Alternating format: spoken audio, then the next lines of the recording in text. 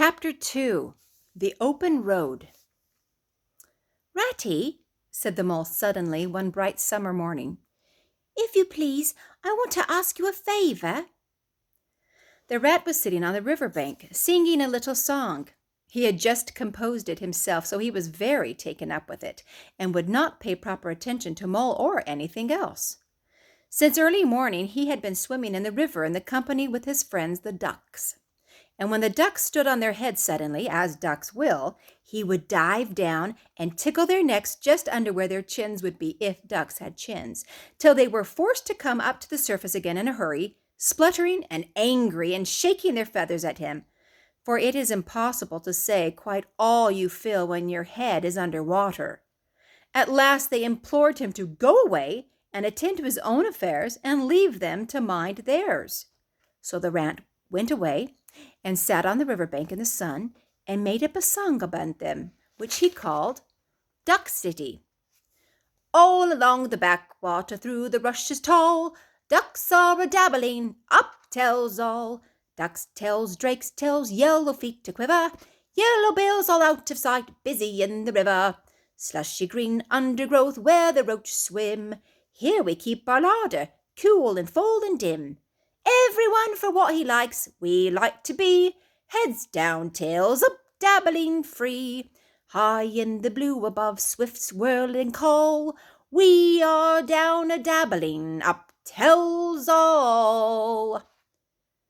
I don't know that I think so very much of that little song, Rat," observed the mole cautiously. He was no poet himself and didn't care who knew it, and he had a candid nature. "Now don't the ducks neither," replied the rat cheerfully. "They say, why can't fellows be allowed to do what they like when they like and as they like, instead of other fellows sitting on banks and watching them all the time and making remarks and poetry and things about them? What nonsense it is at all." That's what the ducks say. "Well, so it is, said the mole with great heartiness. "No, it isn't," cried the rat indignantly. "Well, then, it isn't." It isn't, replied the mole soothingly. But what I wanted to ask you was, won't you take me to call on Mr. Toad? I've heard so much about him, and I do so want to make his acquaintance." "Why, certainly," said the good-natured rat, jumping to his feet and dismissing poetry from his mind for the day. "Get the boat out and we'll paddle up there at once. It's never the wrong time to call on Toad. Early or late, he's always the same fellow, always good-tempered, always glad to see you, always sorry when you go." "He must be a very nice animal," observed the mole as he got into the boat and took the sculls, while the rat settling himself comfortably in the stern. "He is indeed the best of animals," replied Rat. "So simple, so good-natured, and so affectionate. Perhaps he's not very clever. We can't all be geniuses, and it may be that he is both boastful and conceited. But he has got some great qualities, has Toady." Rounding a bend in the river, they came in sight of a handsome, dignified old house of mellowed red brick, with well-kept lawns reaching down to the water's edge. "There's Toad Hole," said the rat, "and that creek on the left, where the notice board says, 'Private, no landing allowed.' That leads to his boathouse, where we'll leave the boat. The stables are all over there to the right. That's the banqueting hall you're looking at now. Very old, that is. Toad is rather rich, you know, and this is really one of the nicest houses in these parts, though we never admit as much to Toad." They glided up the creek, and the mole shipped his sculls as they passed into the shadow of a large boathouse. Here they saw many handsome boats, slung from the crossbeams or hauled up on a slip, but none in the water, and the place had an unused and a deserted air. The rat looked around him. "I understand," said he. "Boating is played out. He's tired of it and done with it. I wonder what new fad he's taken up now. Come along and let's look him up. We shall hear all about it quite soon enough." They disembarked and strolled across the gay flower-decked lawns in search of Toad, whom they presently happened upon resting in a wicker garden chair with a preoccupied expression of face and a large map spread out on his knees. "Hooray, hooray!" he cried, jumping up on seeing them. "This is splendid!" He shook the paws of both of them warmly, never waiting for an introduction to the mole. "How kind of you!" he went on, dancing round them. "I was just going to send a boat down the river for you, Ratty, with strict orders that you were to be fetched up here at once, whatever you were doing. I want you badly, both of you. Now, what will you take? Oh, come inside and have something. You don't know how lucky it is you're turning up just now." "Let's sit quite a bit, Toady," said the rat, throwing himself into an easy chair while the mole took another by the side of him and made some civil remarks about Toad's delightful residence.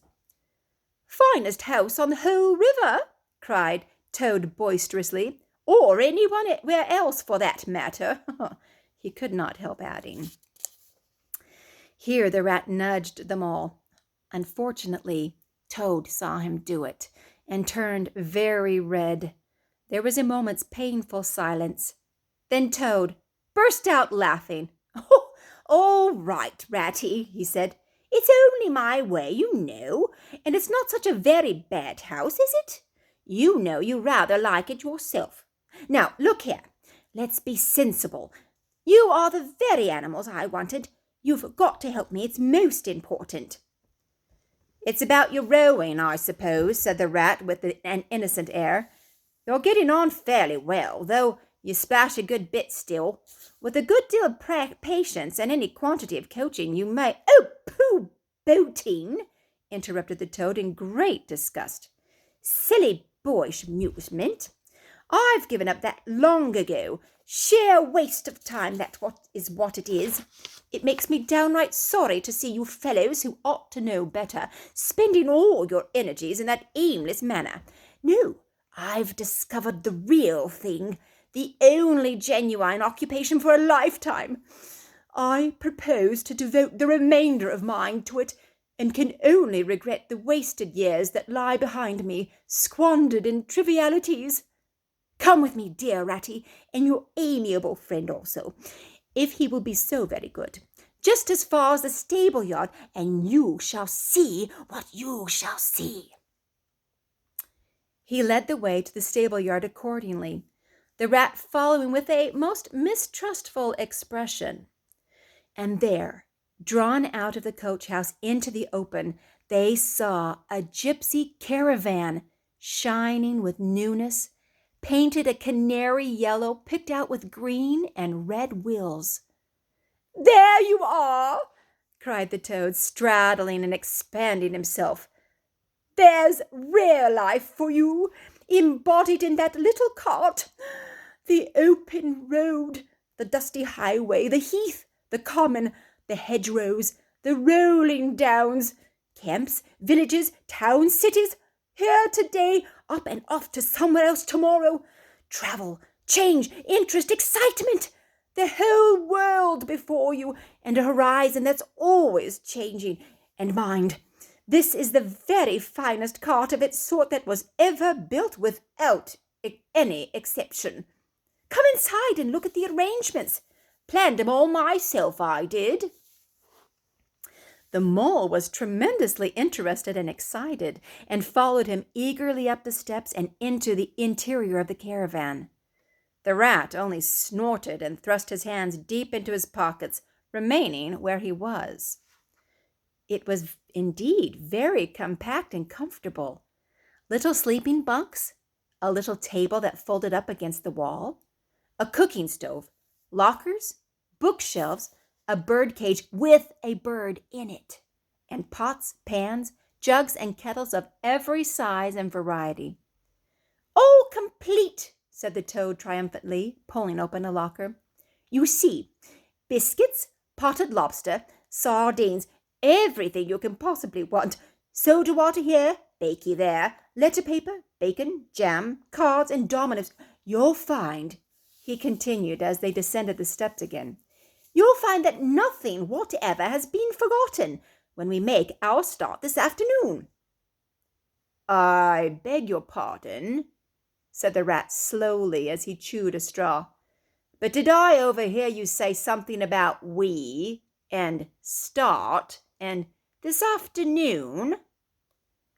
"Now, you dear good old Ratty," said Toad imploringly, "don't begin talking in that stiff and sniffy sort of way, because you know you've got to come. I can't possibly manage without you, so please consider it settled and don't argue. It's the one thing I can't stand.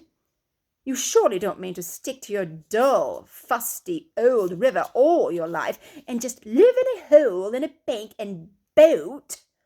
I want to show you the world. I'm going to make an animal of you, my boy." "I don't care," said the rat doggedly. "I'm not coming, and that's flat. And I am going to stick to my old river and live in a hole and boat as I've always done. And what's more, Mole's going to stick to me and do as I do, aren't you, Mole?" "Of course I am," said the Mole loyally. I'll always stick to you, Rat, and what you say is to be has got to be. All the same, it sounds as if it might have been, well, rather fun, you know," he added wistfully. Poor Mole. The life adventurous was so new a thing to him and so thrilling, and this fresh aspect of it was so tempting, and he had fallen in love at first sight with the canary-colored cart and all its little fitments. The rat saw what was passing in his mind and wavered. He hated disappointing people, and he was fond of the Mole, and would do almost anything to oblige him. Toad was watching them both closely.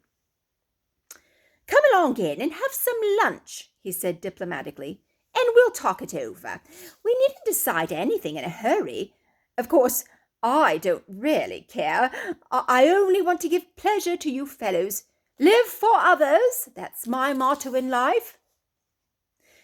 During luncheon, which was excellent, of course, as everything at Toad Hall always was, the Toad simply let himself go. Disregarding the rat, he proceeded to play upon the inexperienced Mole as on a harp. Naturally a voluble animal and always mastered by his imagination, he painted the prospects of the trip and the joys of the open road and the roadside in such glowing colors that the Mole could hardly sit in his chair for excitement.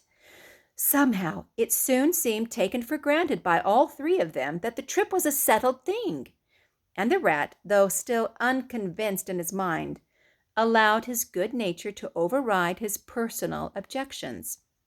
He could not bear to disappoint his two friends, who were already deep in schemes and anticipations, planning out each day's separate occupation for several weeks ahead. When they were quite ready, the now triumphant Toad led his companions to the paddock and set them to capture the old gray horse, who, without having been consulted, and to his own extreme annoyance, had been told off by Toad for the dustiest job in this dusty expedition. He, the horse, frankly preferred the paddock, and took a deal of catching.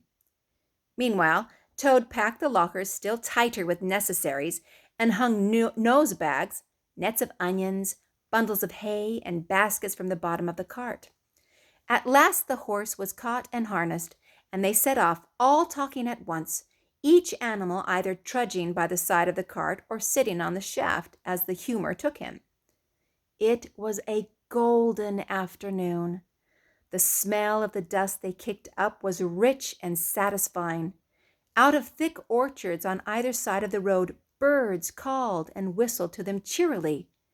Good-natured wayfarers passing them gave them "Good day," or stopped to say nice things about their beautiful cart, and rabbits, sitting at their front doors in the hedgerows, held up their forepaws and said, "Oh my, oh my, oh my."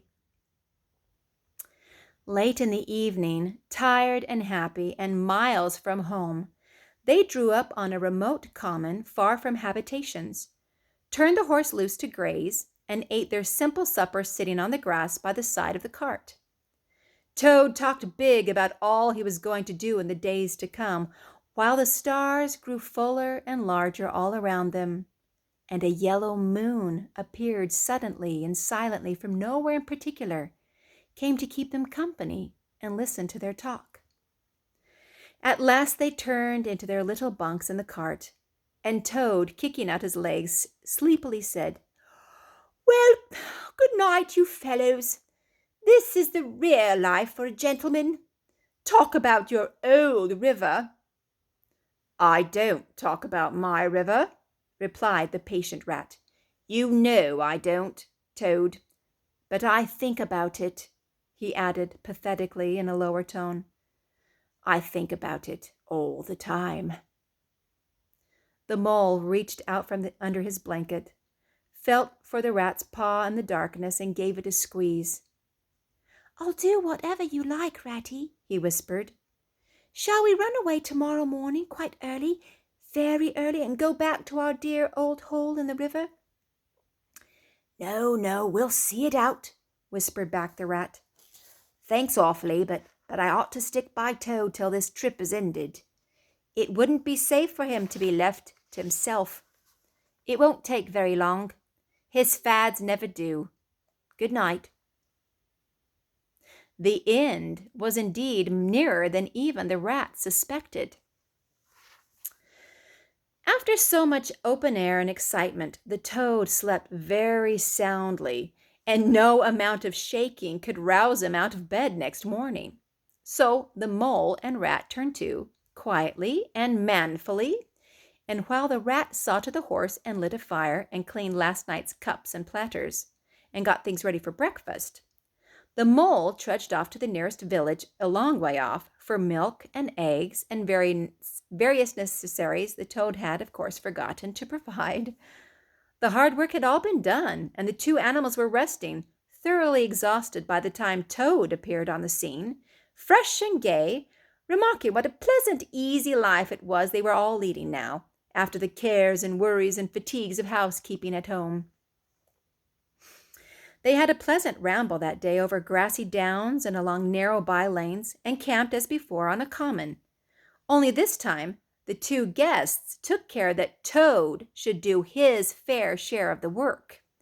In consequence, when the time came for starting next morning, Toad was by no means as rapturous about the simplicity of the primitive life, and indeed attempted to resume his place in his bunk, whence he was hauled by force. Their way lay as before across country by narrow lanes, and it was not till the afternoon that they came out on the high road, their first high road, and there disaster, fleet and unforeseen, sprang out of them, but simply overwhelming in its effect on the after career of Toad. They were strolling along the high road easily, the mole by the horse's head, talking to him, since the horse had complained that he was being frightfully left out of it, and nobody had considered him in the least. The toad and the water rat walking behind the cart talking together. At least Toad was talking, and Rat was saying at intervals, "Yes, precisely. And what did you say to him?"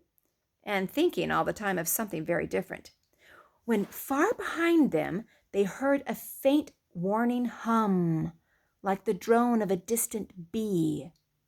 Glancing back, they saw a small cloud of dust with a dark center of energy advancing on them at incredible speed, while from out of the dust a faint pop, pop, pop, pop, pop, pop wailed like an uneasy animal in pain. Hardly regarding it, they turned to resume their conversation, when in an instant, as it seemed, their peaceful scene was changed, and with a blast of wind and a whirl of sound that made them jump for the nearest ditch, it was on them. The pop, pop, pop, pop, pop, pop, pop, pop rang with a brazen shout in their ears. They had a moment's glimpse of an interior of glittering plate glass and rich morocco, and the magnificent motor car, immense, breath-snatching, passionate, with its pilot tense and hugging his will, possessed all earth and air for a fraction of a second, flung an enveloping cloud of dust that blinded and enwrapped them utterly, and then dwindled to a speck in the far distance, changed back into a droning bee once more. The old gray horse, dreaming as he plodded along of his quiet paddock, in a new raw situation such as this, simply abandoned himself to his natural emotions, rearing, plunging, backing steadily in spite of all the mole's efforts at his head and all the mole's lively language directed at his better feelings. He drove the cart backwards towards the deep ditch at the side of the road. It wavered an instant. Then there was a heart-rending crash, and the canary-colored cart, their pride and their joy, lay on its side in the ditch, an irredeemable wreck. The rat danced up and down on the road, simply transported with passion. "You villains!" he shouted, shaking both fists. "You scoundrels, you highwaymen, you road hogs! I'll have the law of you. I'll report you. I'll take you through all the courts." His homesickness had quite slipped away from him, and for the moment he was the skipper of the canary-colored vessel, driven on a shoal by the reckless jockeying of rival mariners, and he was trying to recollect all the fine and biting things he used to say to masters of steam launches when their wash, as they drove too near the bank, used to flood his parlor carpet at home. Toad sat straight down in the middle of the dusty road, his legs stretched out before him, and stared fixedly in the direction of the disappearing motor car. He breathed short. His face wore a placid, satisfied expression, and at intervals he fairly murmured, "Pop, pop, pop." The mole was busy trying to quiet the horse, which he succeeded in doing after a time. Then he went to look at the cart on its side in the ditch. It was indeed a sorry sight. Panels and windows smashed, axles hopelessly bent, one wheel off, sardine cans scattered over the wide world, and the bird in the birdcage sobbing pitifully and calling to be let out. The rat came to help him, but their united efforts were not sufficient to right the cart. "Hi, Toad!" they cried. "Come and bear a hand, can't you?" The toad never answered a word, or budged from his seat in the road, so they went to see what was the matter with him. They found him in a sort of trance, a happy smile on his face, his eyes still fixed on the dusty wake of their destroyer. At intervals he was still heard to murmur, "Pop, pop, pop." Rat shook him by the shoulder. "Are you coming to help us, Toad?" he demanded sternly. "Glorious stirring sight," murmured Toad, never offering to move. "The poetry of motion, the real way to travel, the only way to travel. Here today, next week, tomorrow. Villages skipped, towns and cities jumped. Always somebody else's horizon. Oh, bliss! Oh, pop, pop, pop! Oh, my! Oh, my!" "Oh, stop being an ass, Toad!" cried the mole despairingly. "And to think I never knew," went on the toad in a dreamy monotone. "All those wasted years that lie behind me I never knew, never even dreamt. But now that I know, now that I fully realize, oh, what a flowery track lies spread before me henceforth. What dust clouds shall spring up behind me as I speed my reckless way? What carts shall I fling carelessly into the ditch in the wake of my magnificent onset? Horrid carts, little common carts, canary-colored carts."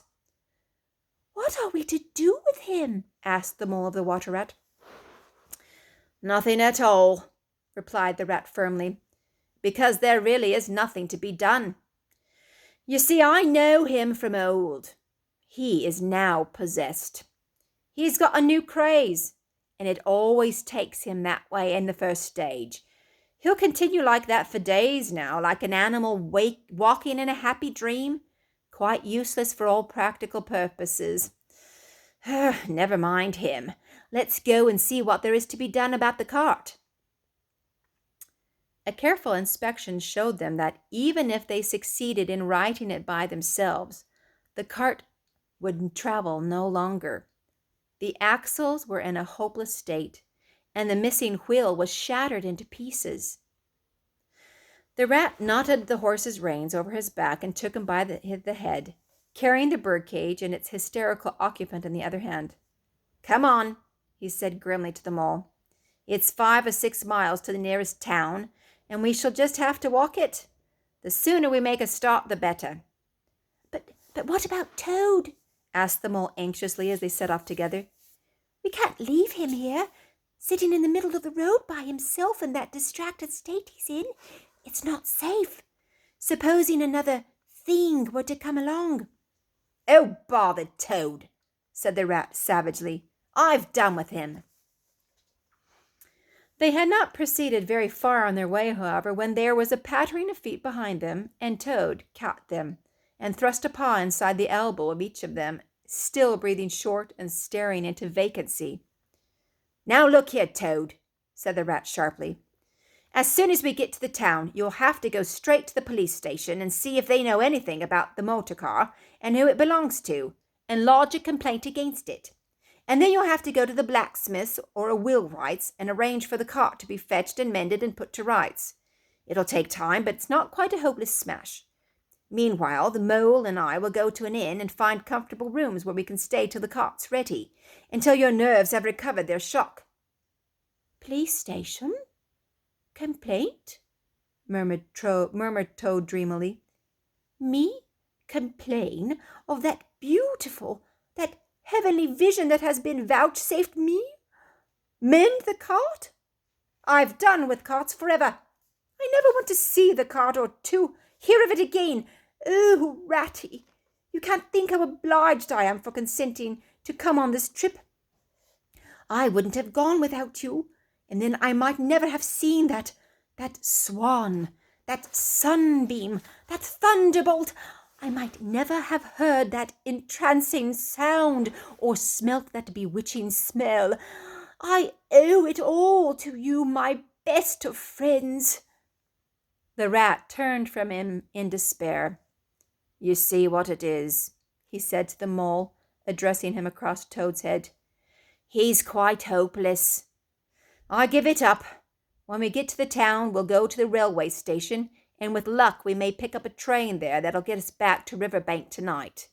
And if you ever catch me going a-pleasuring with this provoking animal again," he snorted, and during the rest of that weary trudge addressed his remarks exclusively to Mole. On reaching the town, they went straight to the station and deposited Toad in the second-class waiting room, giving a porter 2 pence to keep a strict eye on him. They then left the horse at an inn stable and gave what directions they could about the cart and its contents. Eventually, a slow train having landed them at a station not very far from Toad Hall, they escorted the spellbound, sleepwalking Toad to his door, put him inside it, and instructed his housekeeper to feed him, undress him, and put him to bed.